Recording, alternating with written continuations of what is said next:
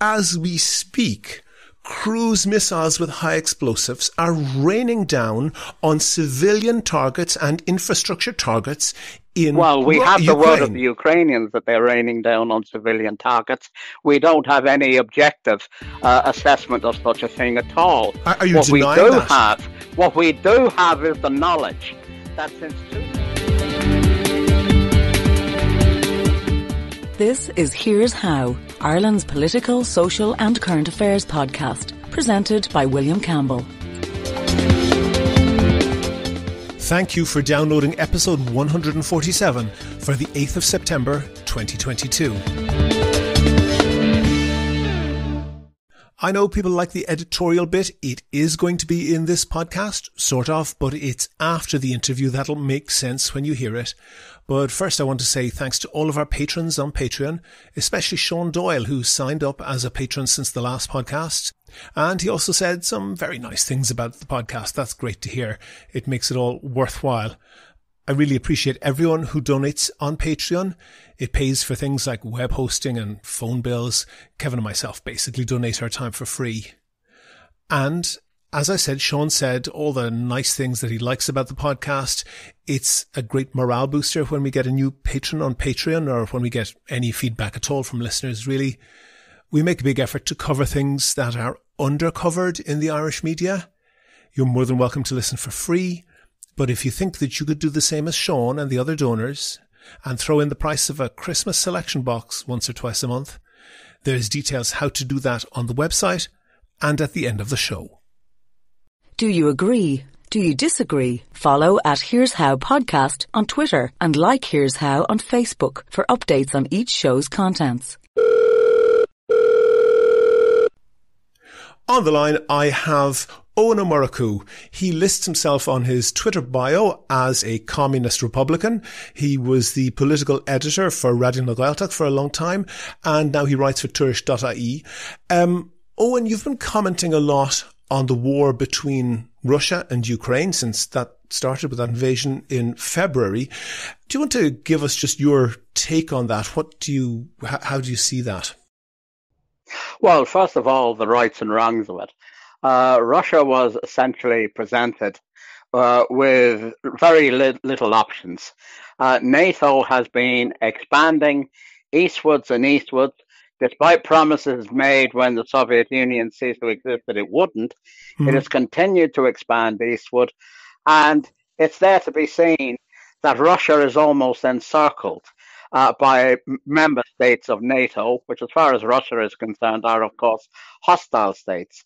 The last two remaining pieces of that jigsaw are Ukraine and Georgia.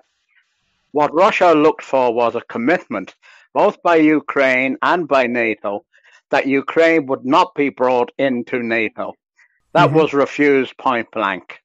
The second thing, since the coup in 2014, areas of the Ukrainian state which rejected the coup, mainly Russian-speaking and ethnic Russian areas in the east, the Donbass and the south and so on, had themselves attacked by the Ukrainian armed forces. Since 2014, nearly 10,000 people have been killed in shelling by the Ukrainian army on the Donbass. What Russia looked for was therefore two key things: a commitment that Ukraine wouldn't be in NATO, and an end to the attacks on the Donbass. They proposed the Minsk Accords, which would have allowed the Donbass to remain within the Ukrainian state, but with an autonomy to protect it against anti-Russian language legislation and so on. And these accords, though signed by Ukraine, were never implemented, probably under pressure from the United States. Against that background as well, we have the clear growth of Nazi glorification in Ukraine, the declaration of Stepan Bandera as a hero. Bandera was the man who organized the extermination of the Jews in Ukraine during the Nazi period. And of course, the most infamous of those massacres, the one at Babi Yar, was carried out by the Ukrainian SS division, which now has a commemorative march every year in Lvov in the west of Ukraine. So all of these factors together, Russia looked for negotiations to avoid these issues.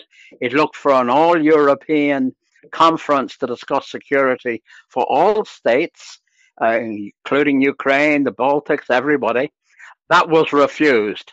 And Russia was faced with a choice where it could sit back, allow NATO to establish its bases right on the border with Russia, merely 5 minutes flying time for a missile from there to Moscow. This was clearly an intolerable thing. The United States wouldn't have accepted it in Cuba or Venezuela, but the Russians were supposed to accept it there. And faced with those realities, they launched an invasion to, if you like, enforce the demands that they were looking for. Okay, pause with that. And I just want to kind of go back a little bit there. So first of all, you said that Russia is encircled by NATO. Russia is an enormous country. It is the largest country in the world by quite a margin. It has borders with NATO countries in the form of Norway in the extreme north, a border that you could almost throw a stone across, and certainly not any level of security threat to Russia. And Estonia and Latvia also border Russia proper, who they're obviously NATO members, and Lithuania and Poland, they border a small exclave of Russia called Kaliningrad, which is a small area about the size of Northern Ireland on the Baltic Sea. That's not encirclement by a mile, and that's just a geographic fact, I would thought. But I don't want to get too bogged down in that, because you seem to be saying there that the demands, wants, desires of what you say Russia, what I think it might be useful to make a distinction between the authorities in the Kremlin and the interests of the wider Russian nation. But leave that aside. You seem to be saying that they're entitled to invade another sovereign country in a most brutal and cruel way because they didn't get their way.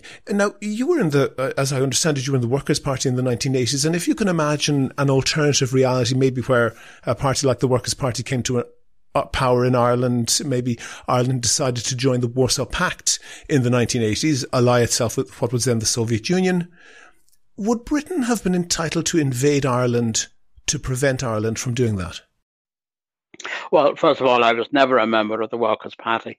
I was a member of the official Republican movement, part of which evolved into the Workers' Party after I left them. Nevertheless, they were relatively friendly with the Soviet Union, and in an alternative reality where Ireland had democratically maybe voted for a Marxist government and decided to join the Warsaw Pact, would that have been sufficient, just that decision, even if they didn't do it, would that have been sufficient justification for Britain to invade Ireland? No, the issue is, as I think you're trying to avoid, is that Russia looked for negotiations on all of these issues of contention. This was based on the European Conference on Security in Europe, the OCSE, which in 1998, with Bertie Ahern, by the way, signing the declaration on behalf of Ireland, which said that each member state in Europe had a right to look to its own security. But, and this is the important point, which includes but it Ukraine. had to do so within the context that it would not threaten its neighbours. The establishment of US missile bases, 5 minutes flying time from Moscow, is, I think, a clear threat to Russia. Well, hold on for a second. Owen, one at a time. No, Owen, I'm going to stop you there. One at a time. You said 5 minutes has been flying. The traditional invasion route into Russia. So the question is that you have to take into account the security rights of your neighbours.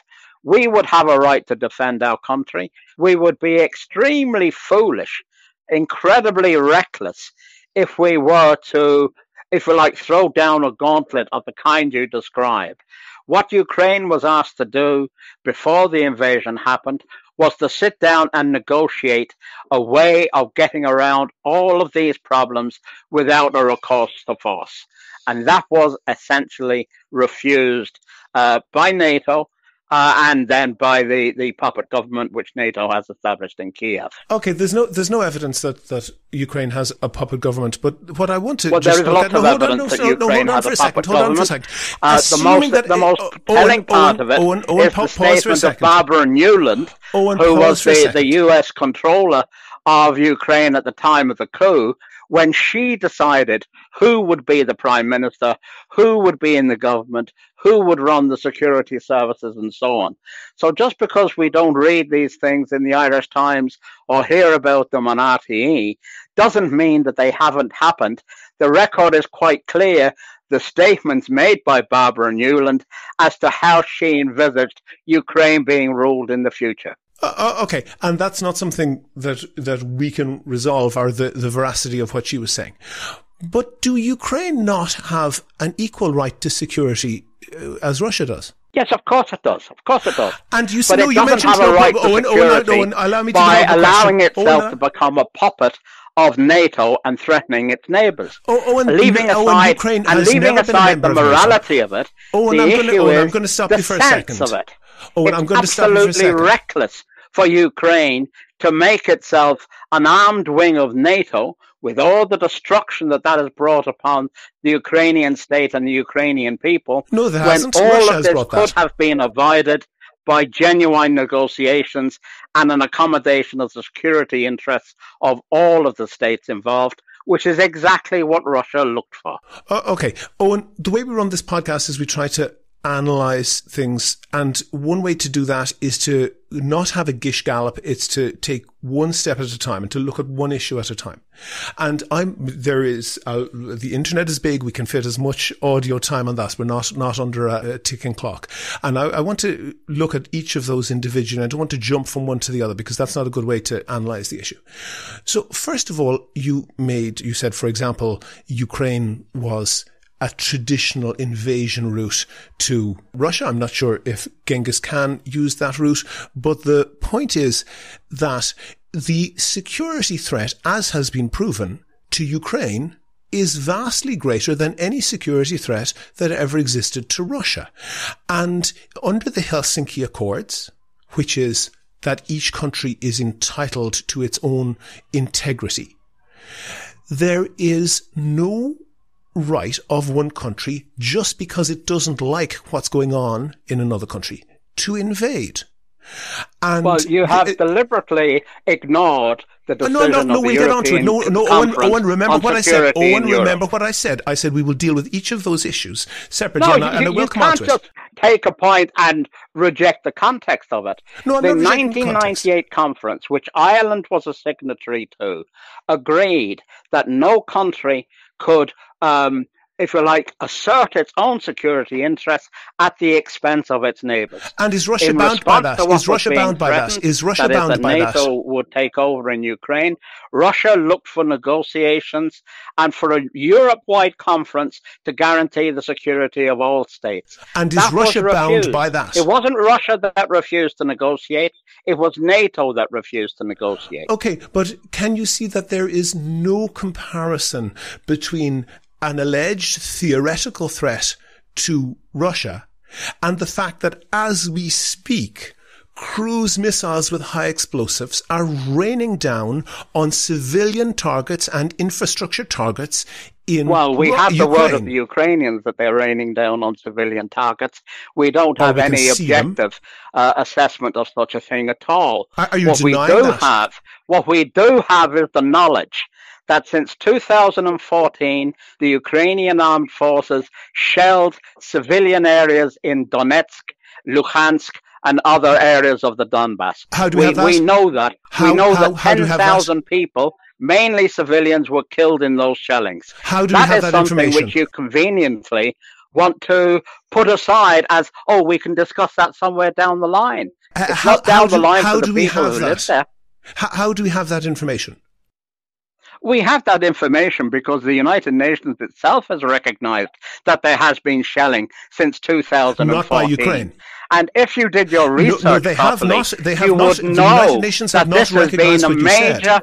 complaint from the people of the Donbass right the way through since 2014, when the democratically elected government was overthrown by a coup financed and organized by the United States. Oh, pause by that. The Russian ambassador to Ireland, Filatov, I believe is his name, has explicitly said that Ireland assisting Ukraine to remove mines that Russia has planted in Ukraine constitutes Ireland getting involved in the war. You can agree or not on that. I don't want to discuss that issue. Do you want me to explain that to you? No, I don't. I want you want me to no, I do not. I want you to listen to the end of the question. You're not asking a question. You're making a statement. Yeah, so pause until I get to the question. That pretty clearly indicates that Russia is planting minefields in Ukraine. No, let me tell you exactly what the situation is. When people say we are training people in demining, I don't know if you know the military aspects that are involved, but that means you have to teach people how to lay mines in order that they will understand how to demine them. So what is being proposed is that Ireland is not just a peaceful operation of getting mines out of the way. You have to train people in how to place them, which, by the way, Ukraine has certainly been doing on a widespread scale, not least in the Black Sea itself. That was not what Mr. Filatov complained about. What he said was Ireland, which is a neutral country theoretically, and should of course be campaigning to use its neutrality to encourage peace and negotiations, instead is taking part in the war effort of one side. That is a shameful abandonment of an important principle which Ireland has held since the foundation of the independent state. Okay. What does Ukraine have to negotiate? It has to negotiate, A, that it will not be a member of NATO, and B, that the attacks on the ethnic Russian populations of Donbass in the south will stop. But matters have, of course, gone far beyond the Minsk Accords, when it was possible to envisage that these secessionist areas would remain within the Ukrainian state. What's that the has now of the gone secessionist past. Areas? There needs to be an acceptance by Ukraine. It will not be in NATO. It will not be a base for hostile action against its neighbors, and that it will not threaten or use violence against the Russian-speaking and ethnic Russian populations of Donbass and the south. Okay. In the last few days, I have personally been speaking to someone from the Donbass, actually from Donetsk. Their description of life under the rule of Russian proxies literally makes your skin crawl.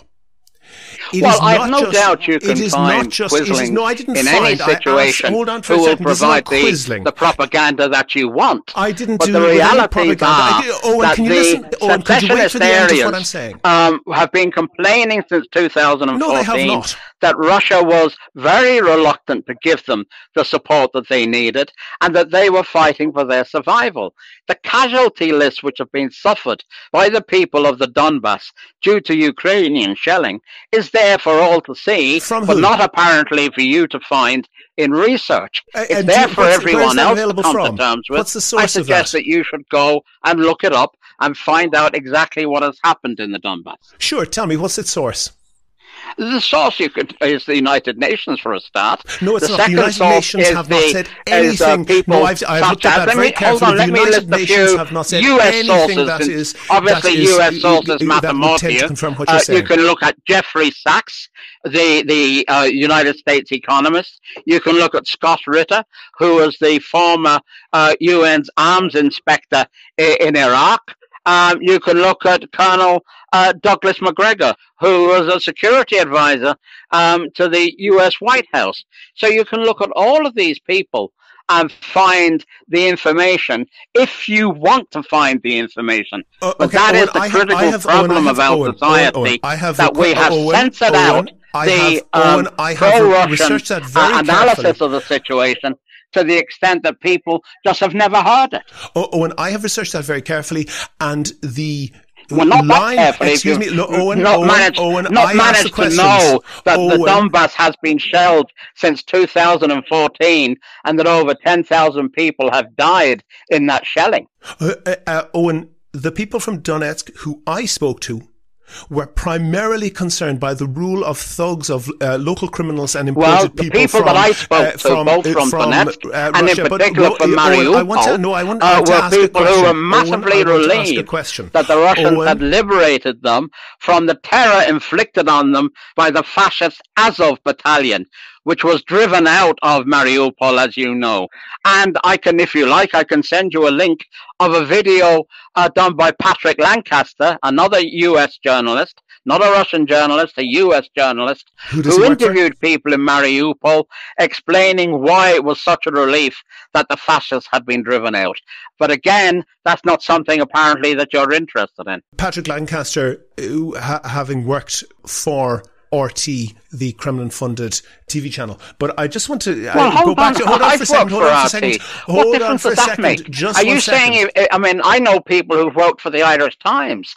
That doesn't mean to say that they are fountains of truth all the time, or that they're fountains of lies. The issue is the professionalism of the work being done. And what you are suggesting is that any attempt to present issues from a Russian point of view is ipso facto wrong, unfounded, and made up. Whereas, in fact, the reverse is the case. Owen, what I'm saying is that sources that are coming directly from the Kremlin are not credible. And this is why I want you to listen to this clip. I want you to listen to this clip. Just 1 second, Owen. I want you to listen to this clip from the Russian ambassador. Our sources coming directly from Owen, please. Sources coming directly from the United States. These are the sources which are not credible. And we have in our media right across the board a blanket, one-sided coverage. We don't hear the interviews of the people who live in Mariupol. Okay, then let's hear from a Russian source. We don't hear the interviews of the people that we don't hear about the 2.5 million refugees from Ukraine who've taken refuge in Russia.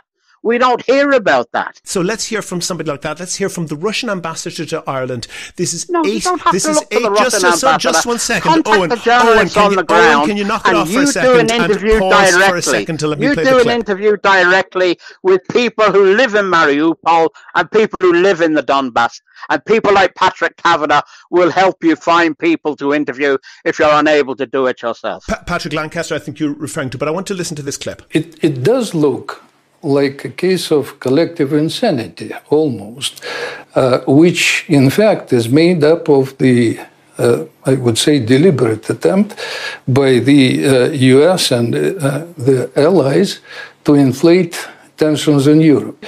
We do not have any plans of invading anybody, least of all Ukraine, which is our neighboring country. We don't have any political, military, economic, or whatever other reason to do that. So that's the Russian ambassador to Ireland 8 days before they actually did invade Ukraine. And this is the Russian ambassador to the US 4 days after that, on the 20th of February. I'll get right to it. President Biden says that President Putin has decided to invade Ukraine. Is he correct? There is no innovation and there is no such plans. It was fixed in Russian documents that we conveyed to our American friends in the State Department. Russia has publicly declared its readiness to continue the diplomatic efforts to resolve all outstanding issues. Russian troops are on a sovereign There you have the Russian, point. It committed itself to continue the diplomatic efforts. Those diplomatic efforts were then absolutely, unequivocally rebuffed. What you are saying is that Russia should have laid back then and allowed Ukraine to be established as a NATO missile base against Russia and do nothing about it, that it should have abandoned the Russian-speaking and ethnic Russian populations of the Donbass and allowed the Ukrainian armed forces, including the fascist Azov battalion, to slaughter and terrorize at will. No way could that happen.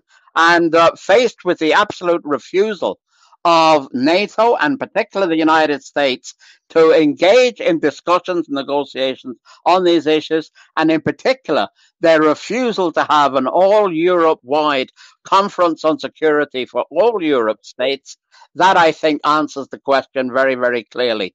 At the end of the day, Russia but how could they no trust choice. a word that the Russians say? Well, they had no choice, and that's absolutely clear. No, 4 days before the invasion, they said they would absolutely not invade. It's a matter of indifference as to whether they should have joined, whether Ukraine would be a member of NATO or not. I'd like to hear you make the same argument about whether Cuba should have missile bases pointing at the United States, or whether Mexico should join a military alliance with China to threaten the United States. We just know that in the real world, the United States would not tolerate such a thing. Why do we expect Russia to lie down on the ground and let a very, very hostile and aggressive NATO machine, which has a record of invasions? And you talk about a brutal invasion, by the way. If you want to see a brutal invasion, look at what the US did in Iraq. So 1 million people died. Do you set your moral standards by what the US does? Nothing on that scale in Ukraine. And look at what they did in Iraq, in Libya, Afghanistan, and all of these countries. What about so don't try and pretend that the United States is just an innocent party giving, generous support from the outside. It's a key player and a key instigator of everything that has happened. But the most important point is we as a country should be fighting to try and bring the war to an end. That requires negotiations. It requires accommodation of all of the elements involved. But when the president's wife suggested we do that, there was absolute outrage from all the anti-Russian racists who dominate our media and our political life. When you're out and about, Owen, do you see a lot of virulent Russophobia in Dublin? Yes, I see it. I see it all the time. You only have to turn RTE on, and you can see it. You can turn on German television, and you'll hear people directly talking about Russians. Well, these aren't really Europeans; they're barbarians. This is the language, by the way, that was used by the Nazis, and this is the language which is used again. That they're not normal people; they're different from us. A bit like Alan Dukes with his attack on the border community here in Ireland. Russians are supposed to be somewhat less than human, not really European, and do you know what? I think a bit Asiatic. Now, if that isn't racism, I don't know what is. Owen, so when Yuri Filatov, the Russian ambassador, says that Russophobic hysteria is prevalent in Ireland, you agree with him? Oh, absolutely. You see that all the time. And of course, that is fanned. You've said yes, that's clear. You've been clear on that. I want to move on to something else. I don't want to get bogged down on that. It is fanned by the media's censorship of pro-Russian forces, which are never heard on RTE, never seen in the Irish Times or any of the main media. The only place where you will get them is on social media, on Twitter and Facebook. And lo and behold, there's a big campaign to have these institutions closed down because they allow a different point of view to be expressed. Okay, pause on that. I want to go to a tweet that you wrote in April, and this is Oscailga, and I will give the version that you wrote, and you can tell me if I'm getting the translation right or wrong. I think your Gaelga will be far better than mine. So you said, is far rochmesh a Putin, Marto Biden Macronisella, och ni natie is kinta ni hoganche omos do natia starula nos bandera. So as I understand, my translation of that is to say that Putin is a rich man, just like Biden and Macron and others, but he's not a Nazi and he never pays homage to historical Nazis. Is that a reasonable translation? No, not exactly. What I said was Putin is a capitalist and a defender of capitalism, which came in with the overthrow of the Soviet Union. I'm not a defender of Putin. I just want to clarify what you meant. Pause on that. So Rochmesh, you wouldn't translate as wealthy. And in that regard, to describe Putin as a Nazi is clear, absolute balderdash. I didn't describe Putin there is no as a Nazi. glorification of Nazism in Russia. There is a glorification of Nazism in the west of Ukraine, where there are statues to Stepan Bandera, the exterminator of Ukraine's Jewish population during the war, and where they've even put Bandera on their national stamps. So you have a real glorification of Nazism in allow me to ask the question before you answer it. Abuse elsewhere. Owen, I want you to pause and allow me to ask the question before you answer it. Can you hold on for a second? I know you've spent many years on the radio and you're a very, very tenacious debater, but I want you to pause until I ask the question. When you say ni Nazi is kinta ni hoganche omosh do Nazia Sarula, that's saying Putin is not a Nazi and it is for sure he doesn't honor historical Nazis. That's a correct translation, isn't it? Yes. Okay. Yeah. That is stunning, I believe, because why is it stunning? Allow me to do it, and please don't shout down because people don't like hearing that. Allow me to develop the idea for a minute or two. Ivan Ilyin was a general or a senior member of the White Russian Army that fought against the Russian Communist Red Army in 1917, 1918, 1919 onwards. He went into exile in Germany after the Whites, the Tsarists, obviously lost the Russian Civil War to the Communists and the Soviet Union was created.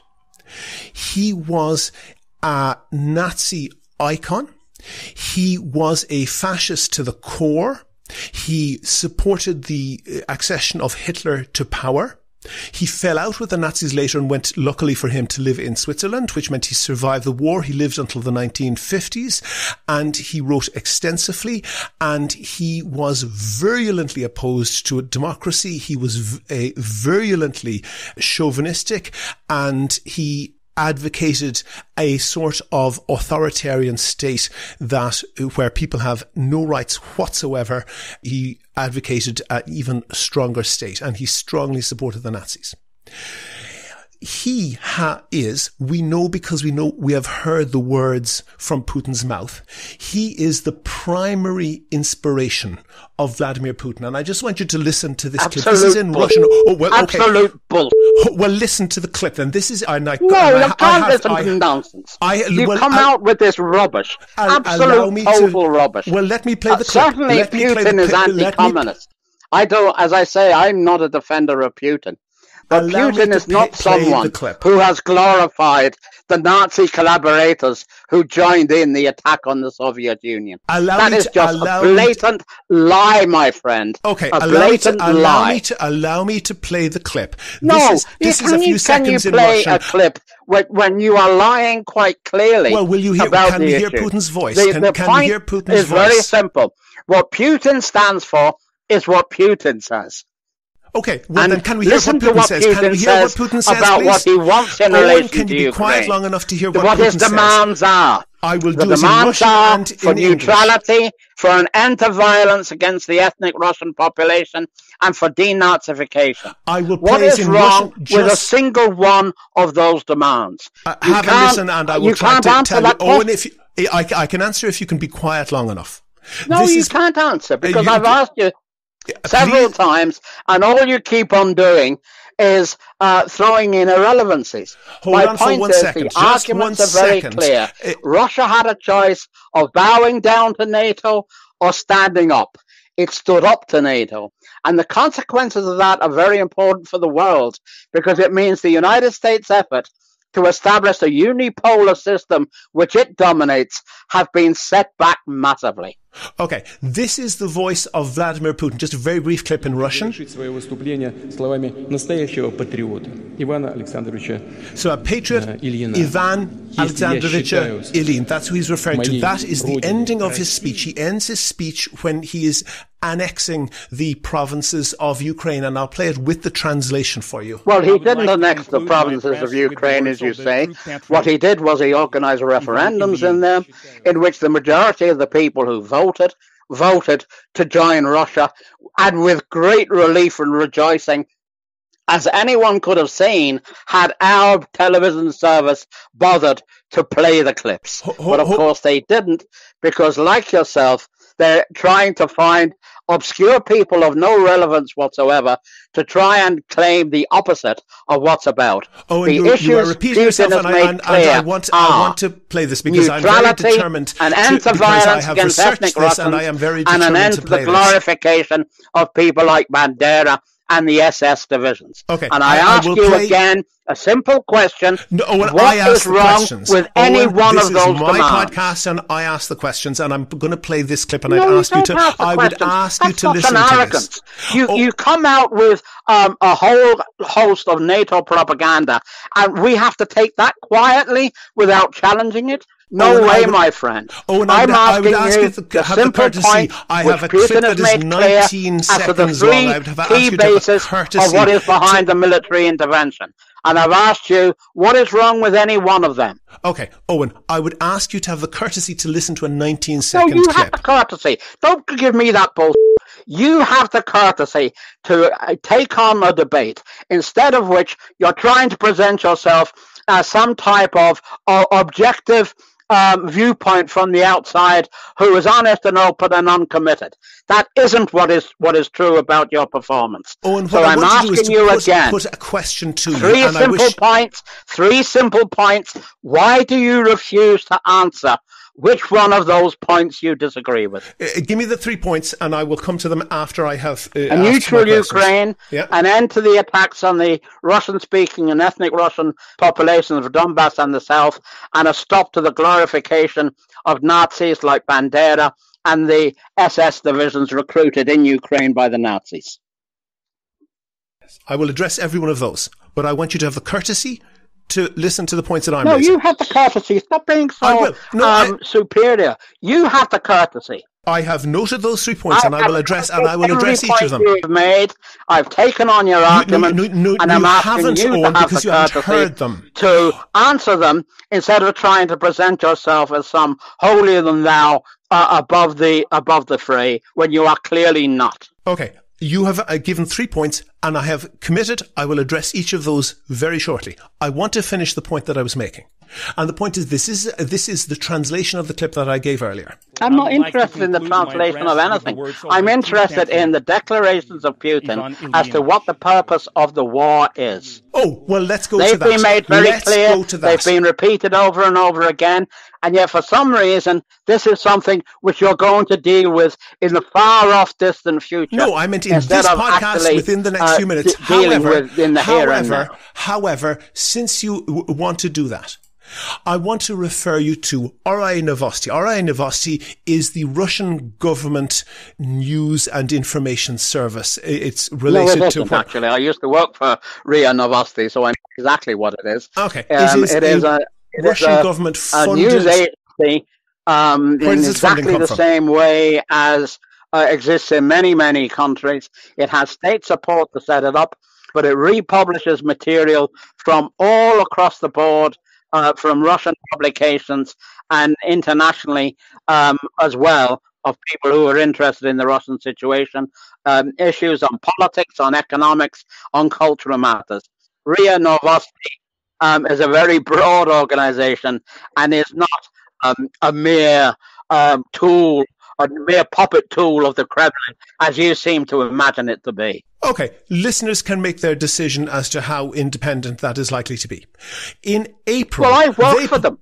I work for them, so I know how independent it is. I know that nobody ever said to me, "Oh, Owen, the word from Moscow is you can't say this, you can't write that." Nobody ever said anything like that to me. So don't be ridiculous and be making up stuff.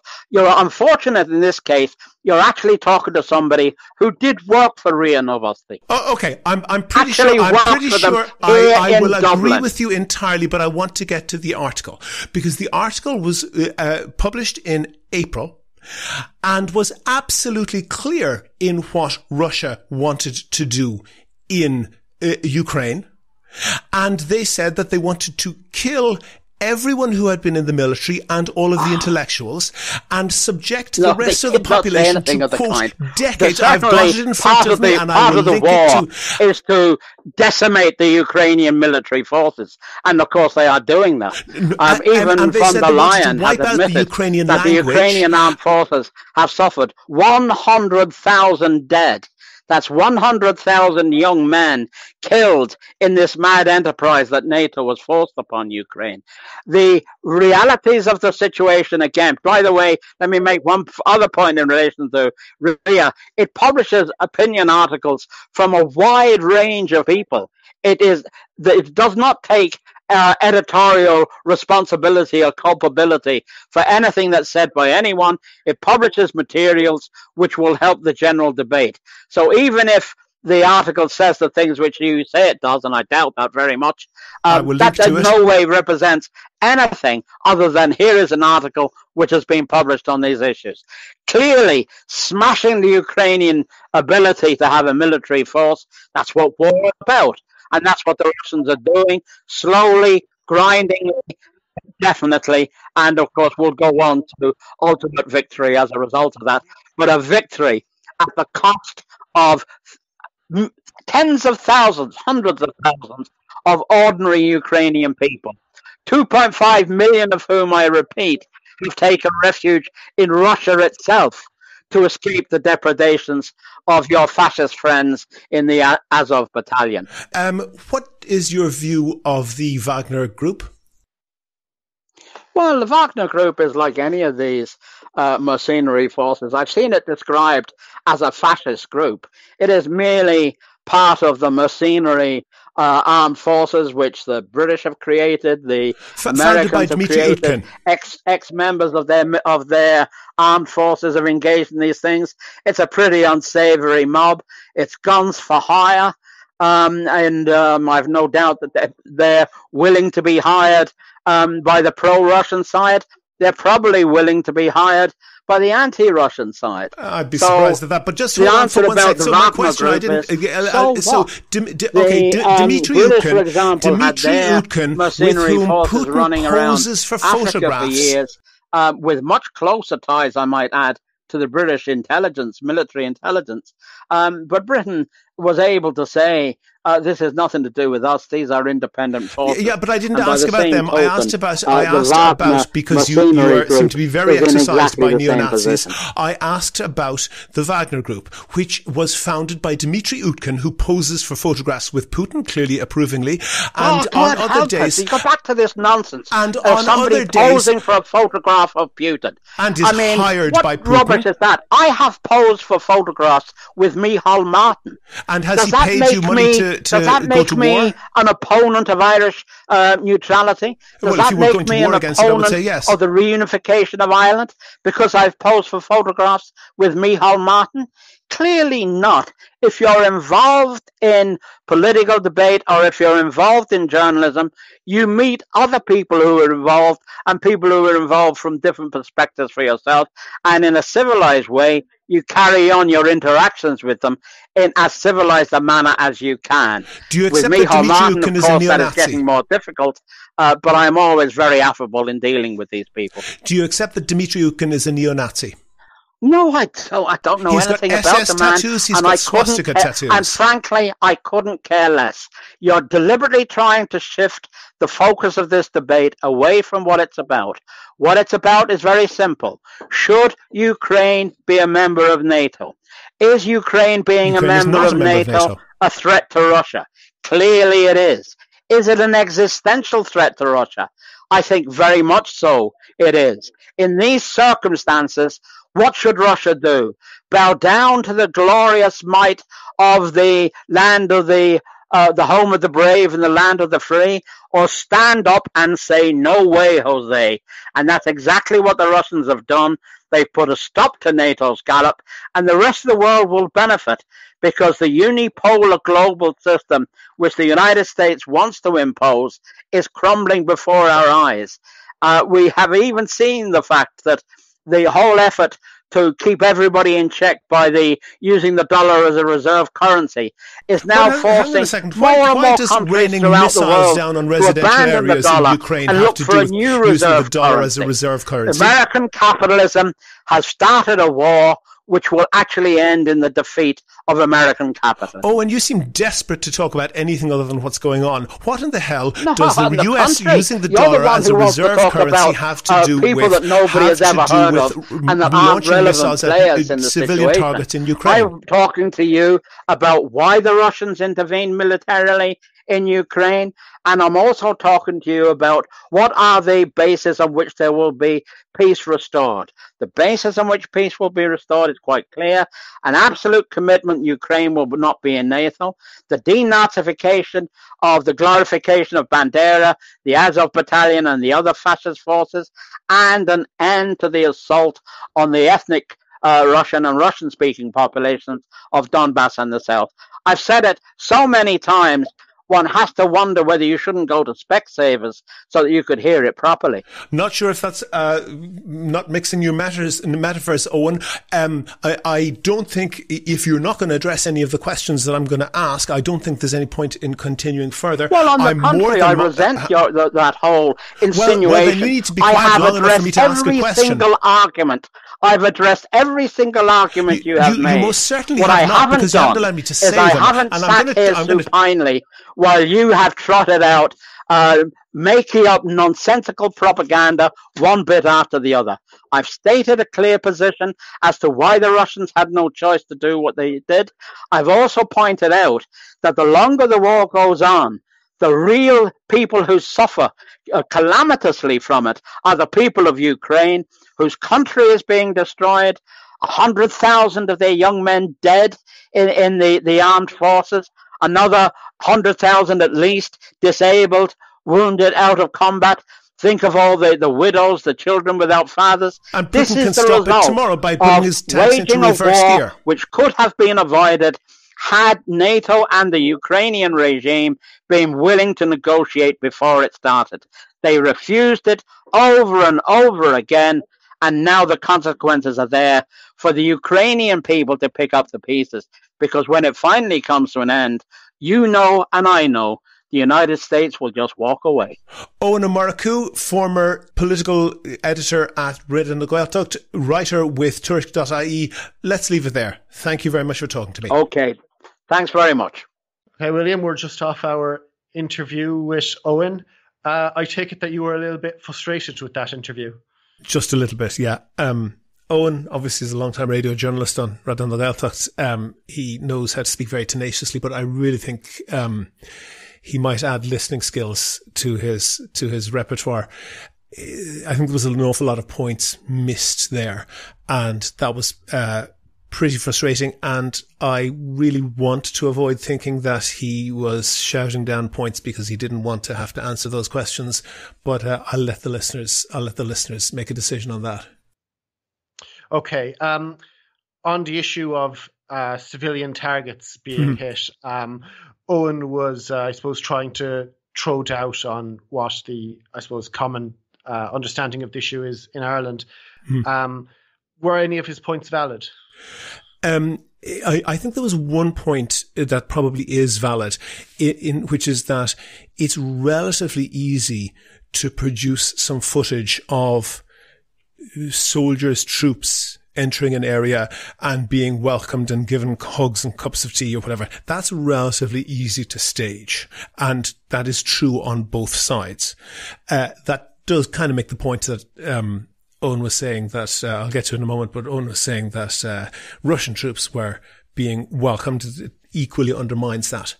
But the fact is that there is mass reporting from Ukraine by a huge number of different reputable sources, and they have the effect of all cross-confirming the huge number of attacks that there have been on civilian infrastructure, on residential areas. You can see videos of bombed out apartment blocks. That's very, very clear. And in fact, Russian politicians themselves and the Russian pro-Kremlin media have been explicitly saying that they are deliberately targeting and taking out the civilian power infrastructure. that's a war crime. There's no question about that. Under the Geneva Conventions, that is a war crime. And Owen was throwing in this line that the UN had said that there had been 10,000 people killed and that there had been shelling incidents, or whatever number he quoted. That's a very, very questionable use of UN statistics. So the UN keeps a record of ceasefire violations. So since 2014, there was effectively a line of control where the Russians had taken over part of the Luhansk Oblast and the Donetsk Oblast. The fighting had stopped, but there was a sort of a shaky ceasefire. And what the UN is counting is any violation of that ceasefire from whatever source. And to say that the Ukrainian army is responsible for all of the violations is just crazy. You know, that they're in the territory of Ukraine. They're fully within their legal rights to expel the Russian forces from anywhere in that area. And this figure of 10,000 people killed, that is available only from Russian controlled sources. There's been no verification of that.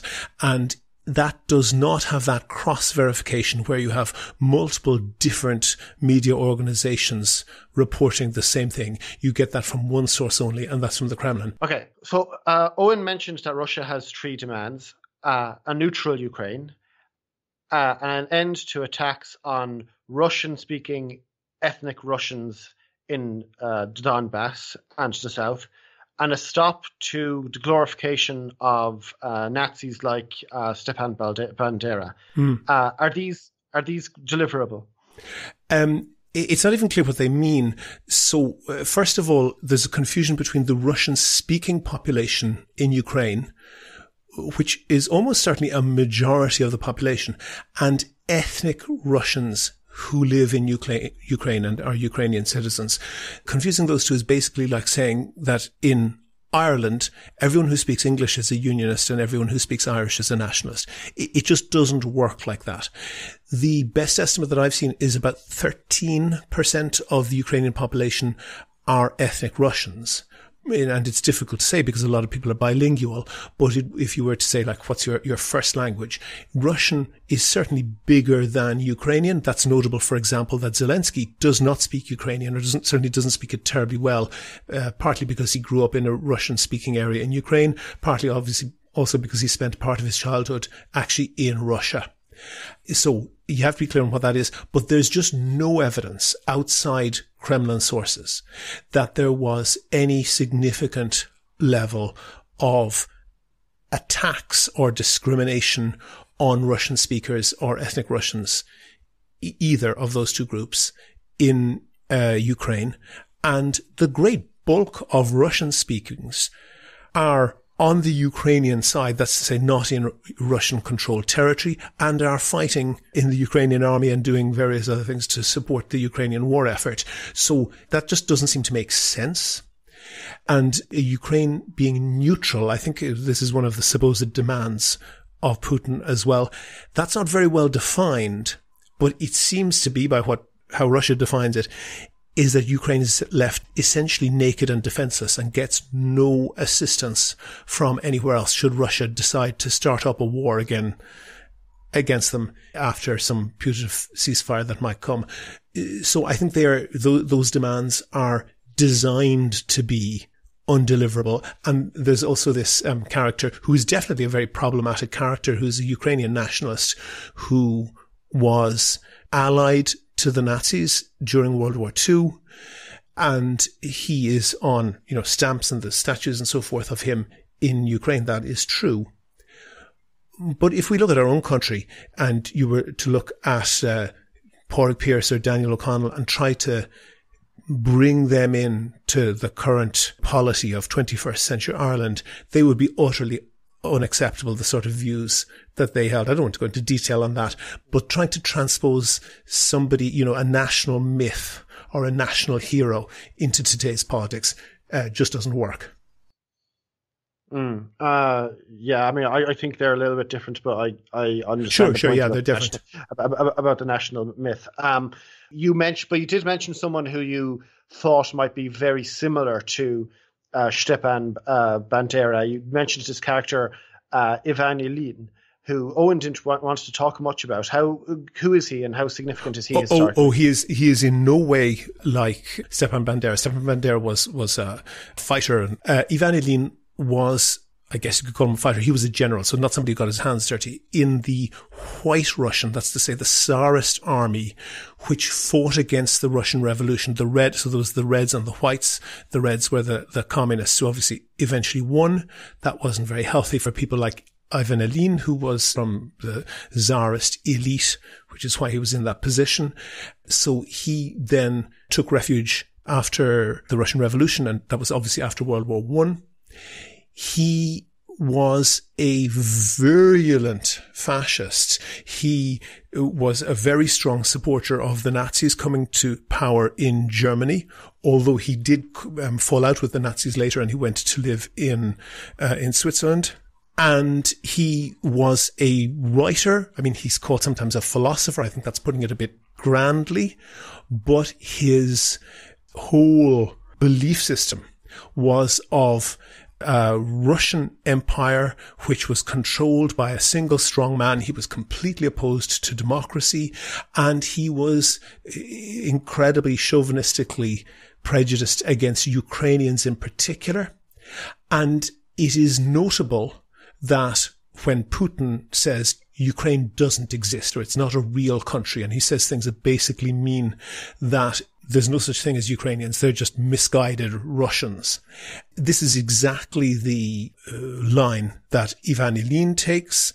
And actually in his writing, Ivan Ilyin uses quotation marks around Ukrainians whenever he uses the word. In other words, he's signaling that he just doesn't believe it exists.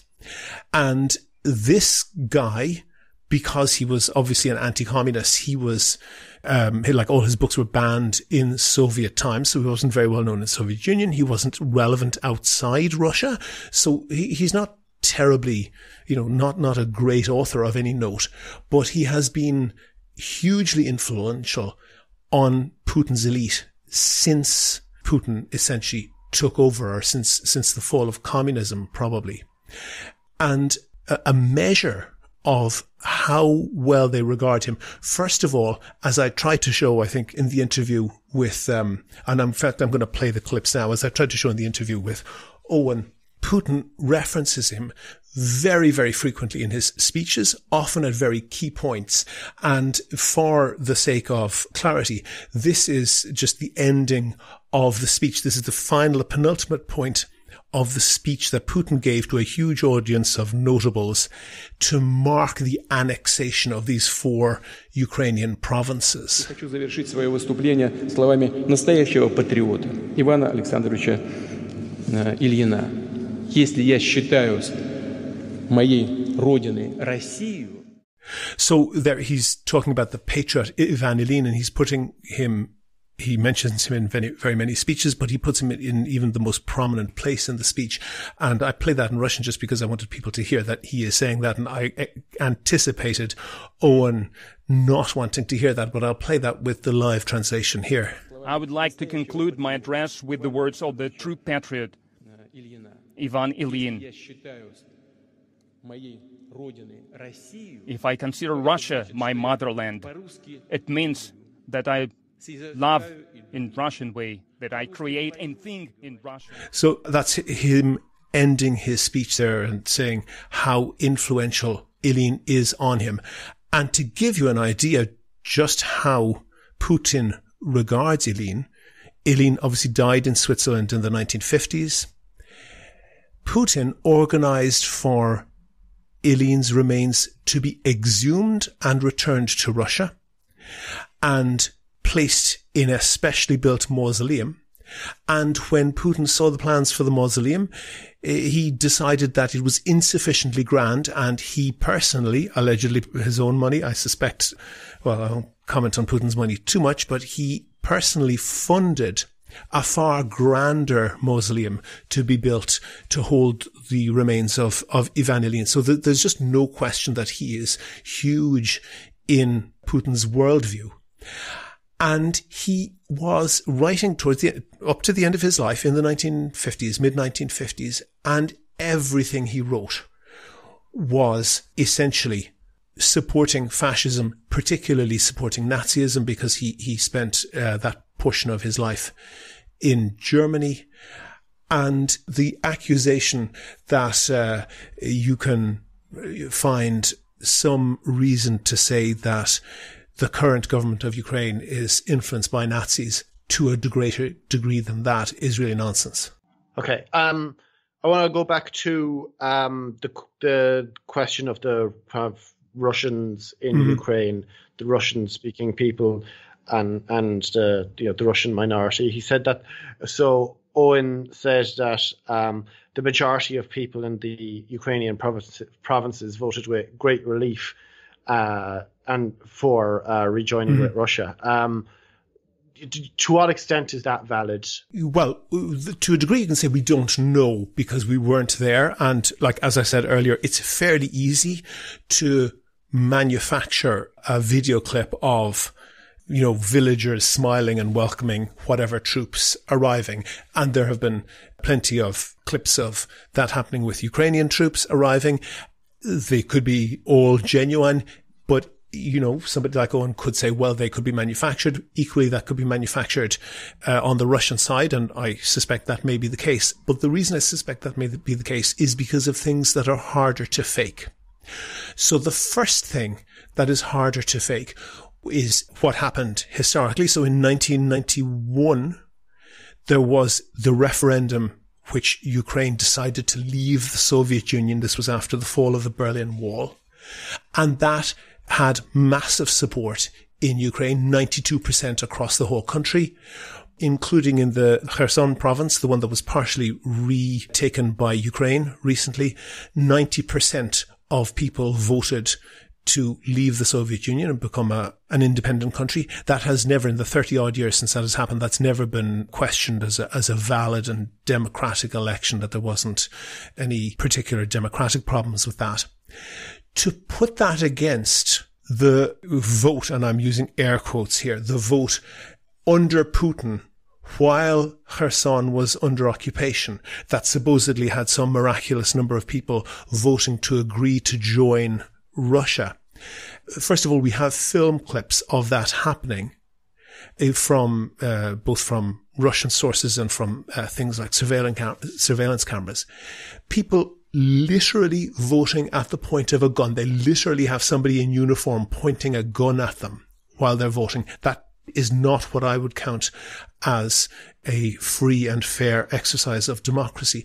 But also what we saw in February and in March, when Kherson was first occupied by Russian troops, there were a large amount of clips posted which are easy to geolocate because they have prominent buildings in the center of the city of Kherson in them, and had large demonstrations of people, of civilians protesting against the occupation, of people standing in front of tanks, of people gathering and waving Ukrainian flags and being sometimes actually seeming to succeed to persuade Russian troops to go away out of their village or whatever, sometimes being shot, having, shots fired over their head, sometimes actually being shot at.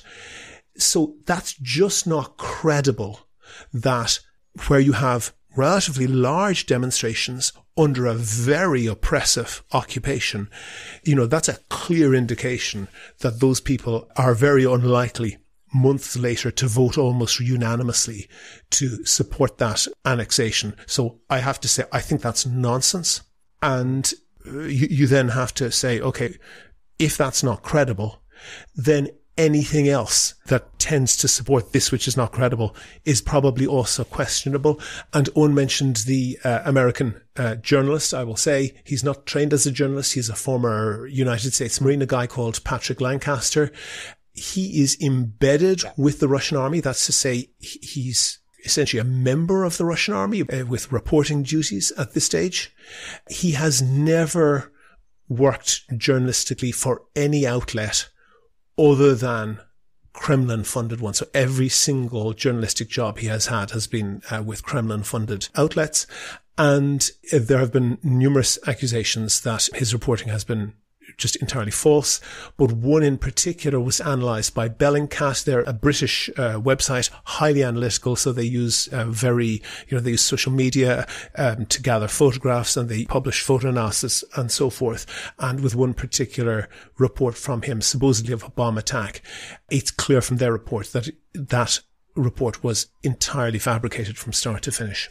All right. So we've briefly talked about Russian popular support within Ukraine. We've talked about the issue of Stepan Bandera. The other thing was Russia's goals in Ukraine.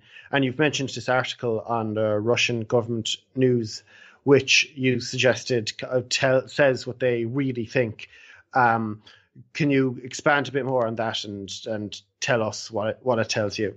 Yeah, sure. I think sometimes Owen might be a little bit guilty of it. Some people are more guilty of trying to be Vladimir Putin's, long distance therapist or something, whereby he says one thing, but they decide that he thinks something else and they kind of know what he really thinks. I think if you want to know what Putin really thinks, and what the elite around him really think, you just have to listen to what they're saying. And first of all, the website RIA Novosti is the Russian government news service. So that's different to, for example, a private TV station that has been bought out by a friend of Putin's who very strictly enforces the government line. It's different to maybe like an RTE style state TV station, which would also be very much under Kremlin control. This is actually run by the Kremlin. So it's one step closer again. I think Owen almost tried to characterize it as some sort of Wikipedia whereby anybody could go in and write an article. That's just not true. And in particular, that news agency, RIA Novosti, in its current incarnation, was created by a decree issued by Vladimir Putin. He literally created it himself. And the article that I'm referring to is written by a guy called Timofey Sergeytsev. He is a writer and he's a political operator. He is very close to Putin's circle. And he essentially writes this article, which in translation is called "What Should We Do About Ukraine?" And it's really clear what they're saying. They explicitly say they want to wipe out the Ukrainian language, Ukrainian culture, Ukrainian civil society. And I just want to play this clip because I think it's relevant. Today will be remembered. Today is history and you are part of it. 600 years ago, Casimir the Great, so-called, told the Jews they could come to Krakow. They came. They trundled their belongings into the city. They settled. They took hold. They prospered. They came here with nothing. Nothing. And they flourished. For 6 centuries, there has been a Jewish Krakow. Think about that. By this evening, those 6 centuries are a rumor. They never happened. Today is history. And that is the words of Amon Goeth, as interpreted by Ranulph Fiennes in the film Schindler's List, obviously the standout film about the Holocaust.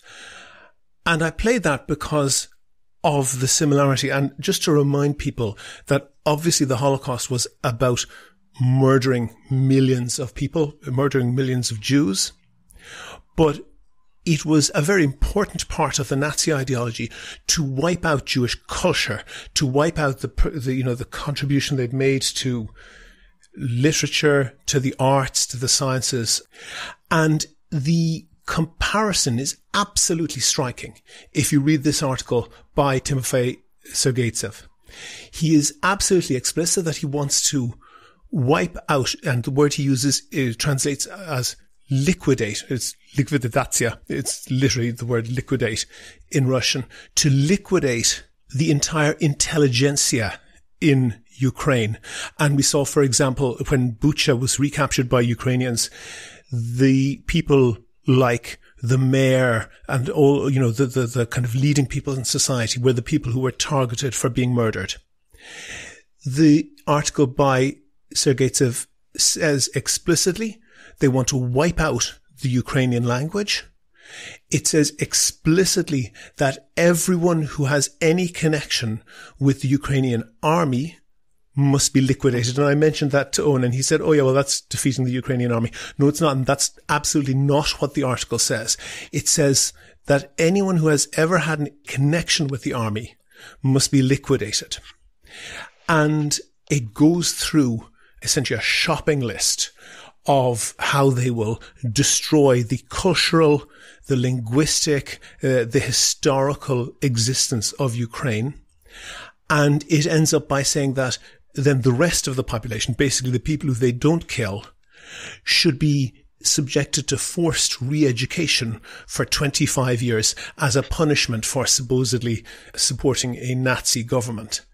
And that is what is written on Russian government website, very prominent writer, very prominent website. That's what they're saying they want to do.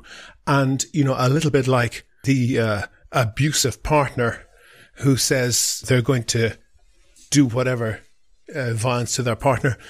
When they say they're going to do this, believe them. And again, just to answer Owen saying, kind of trying to dismiss the level of connection between that particular article and the Russian government. It's worth noting that in the days after it was published, the contents of the article were repeated by various Putin loyalists, including former President and former Prime Minister Dmitry Medvedev. And there has been no rowing back. Nobody, neither Putin or anyone close to him or any of, sources close to him made any effort to distance themselves from that intention. And I think it's just really ridiculous. And other people, including, for example, certain MEPs in Ireland, have put themselves forward as people who understand the mind of Vladimir Putin and understand what we have to offer to him in order to persuade him to end this invasion. I'd really like to know where those people are getting their information from. Okay, well, following up on Dash then, and this is maybe it's going to sound kind of strange, a little bit naive then, but Owen O'Murchu was pushing the idea of negotiations, and we've had other guests on the podcast before who have discussed the idea of negotiations. I know there are people in the European Parliament who have been saying something similar. Yes, we're talking about Claire Daly and Mick Wallace. We shouldn't really beat around that bush. Yeah. So, a lot of people might say something similar. It might sound reasonable. So how does this end? How do we? Would you agree that that's how things should go? Well, in the last couple of days, it is notable that Putin has said that a prerequisite for him entering into any negotiations would be for Crimea and the 4 more recently seized provinces, the annexation of them into Russia proper, to be recognized by Ukraine and by the West. So in other words, before the negotiations happen, they have to sign those away. Saying, we want negotiations is something that sounds reasonable and something that's designed to sound reasonable. But a negotiation is two-sided. Each party gives something and is offered something if it is to be successful. And the question is, what does Ukraine have to offer? And what does Russia have to offer? Owen has made his 3 things. He somehow, through the ether, is able to define that what Putin wants. There's no falsifiability there. There's nobody could ever say this. This is something been done apart from neutrality of Ukraine. So Ukraine would effectively not be allowed to accept any assistance to defend itself. Other than that, it appears that Ukraine would have to accept giving away large swathes of its territory. But what would Russia offer in return? And I don't see that they have anything to offer other than stopping the war. And I think it's worth listening to what the Russian ambassador to the US said on the 20th of February. This is the 20th of February, 4 days before the invasion. I'll get right to it. President Biden says that President Putin has decided to invade Ukraine. Is he correct? There is no innovation and there is no such plans. It was fixed in Russian documents that we conveyed to our American friends in the State Department. Russia has publicly declared its readiness to continue the diplomatic efforts to resolve all outstanding issues. Russian troops are on a sovereign Russian territory. We don't threaten anyone.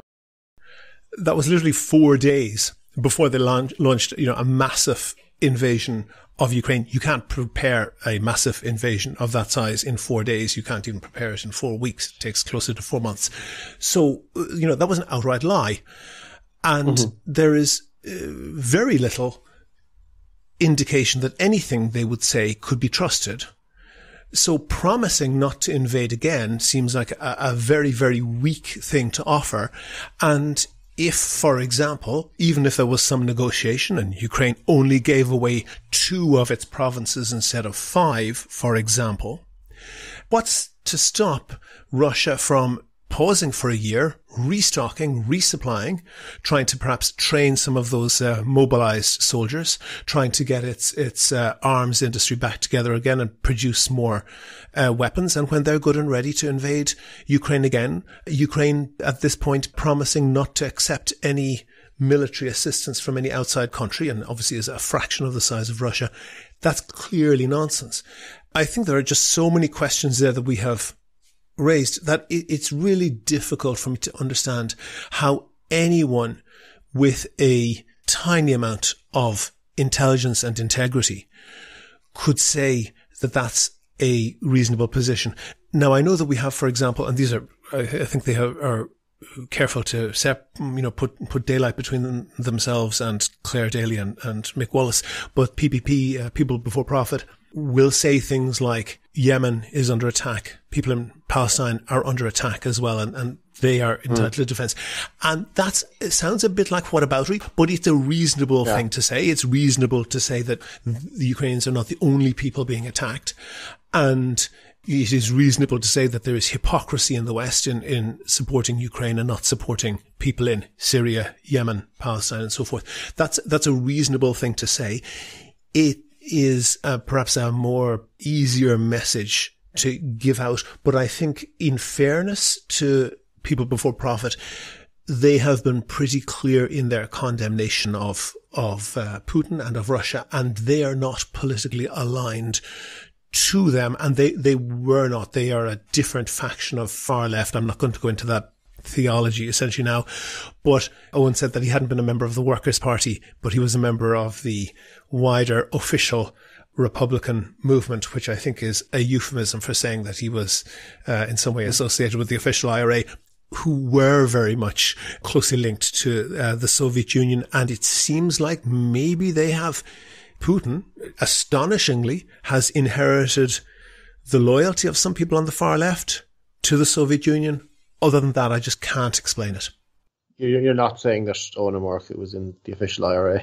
Owen O'Murchu can clarify that for himself.